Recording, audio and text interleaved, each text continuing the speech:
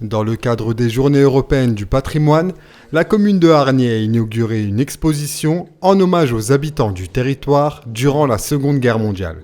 C'est un travail de recherche énorme parce que l'association, sous le pilotage de l'historien que nous avons dans l'association, qui est Jean-François Delarue, a écumé toutes les archives possibles et imaginables, départementales, régionales et bien sûr de la commune. Nous avons après rencontré les survivants ou les descendants des familles pour obtenir toutes les photos qui sont là et surtout identifier tout le monde. Ce qui est original dans cette exposition, c'est vraiment l'identification presque de tout le monde et avec un petit historique sur la vie de chacun. L'exposition retrace en effet le passé douloureux de la guerre 39-45, un souvenir qui fait écho à l'actualité mondiale. Il y a de l'émotion, du plaisir et de se dire, comme je l'ai évoqué dans mon intervention il y a quelques instants, comment des hommes ont pu faire subir cela à d'autres hommes. C'est terrible. Donc voilà, c'est un moment d'émotion mais aussi historique fort. On reproduit systématiquement les choses. Finalement, un homme, son histoire, ça ne change pas. C'est pas Internet, c'est pas l'invention de l'automobile qui le change. Un homme, il mange, il respire, il construit sa famille et il meurt.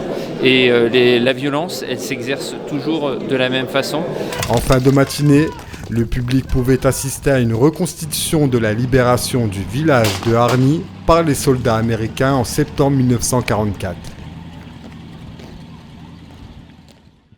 Au pied du château de Hierges, la commune a quant à elle fait un bond dans le temps. Le Moyen-Âge était mis à l'honneur. Il était possible de découvrir les métiers médiévaux. C'est pour protéger des tranchants, des coups d'épée, des dagues, couteaux, des haches. Tout ce qui était tranchant en fait.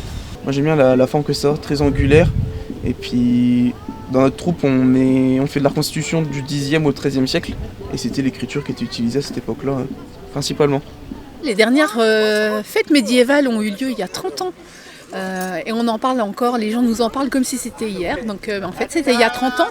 Donc cette année on s'était dit on va commencer tout doucement à renouveler l'expérience. Et on avait très envie de travailler avec la compagnie Les Compagnons du Loup Blanc depuis quelques années. Donc c'est chose faite. À Charlemont, l'objectif était de mettre en avant tous les acteurs locaux qui ont œuvré au développement du site.